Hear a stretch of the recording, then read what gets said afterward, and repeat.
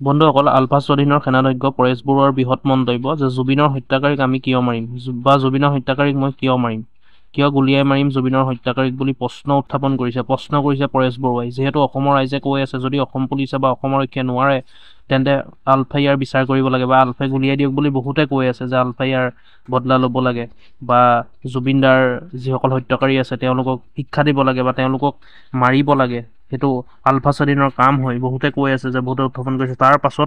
তাৰ পাছত মন্তব্য কৰিছে পৰেশ বৰুৱাই যে মই পাগল নেকি, মই পাগল নি জুবিনৰ হত্যাকাৰীক মই মাৰিবলৈ।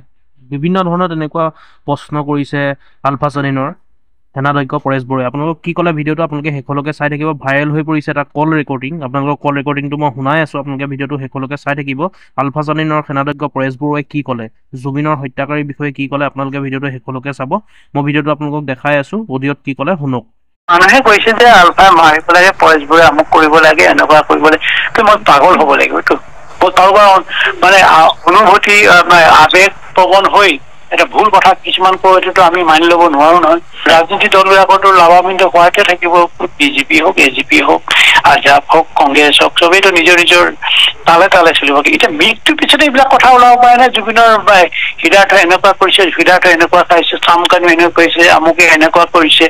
তেতিয়া প্ৰকাশ্যে কিয় কৰা নাই, প্ৰকাশ্য কিয় কৰা নাছিলে, এইটোৱে কথাটো। কোন জগৰীয়া শ্যাম কানুৰ লগত ইমান ঘনিষ্ঠ হ'ব পাৰে, কোন জগৰীয়া তাৰ কাৰণে? শ্যাম কানু তাৰ হেৰি নাই নেকি, বিবেক?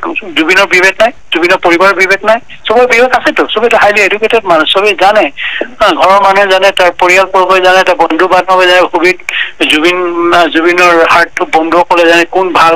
তেতিয়া কেলে নকলে? মঞ্চবিলাকত এটা মা দেউতা, ককাই ভাই, ল'ৰা ছোৱালী লৈ চাব পৰা অৱস্থা আছেনে? গৈছেনে, চাইছেনে মানুহে? কোন চাম মানুহে এতিয়া বিহু মানে এইবিলাক বিহুৰ সন্মিলন বিলাক বা সেই অনুষ্ঠান বিলাক উপভোগ কৰে? যুৱ চামে কৰে, আৰু যি যুৱ মেক্সিমাম মাতাল হৈ যায়। তেতিয়াহ'লে আমি কোনফালে গৈছো?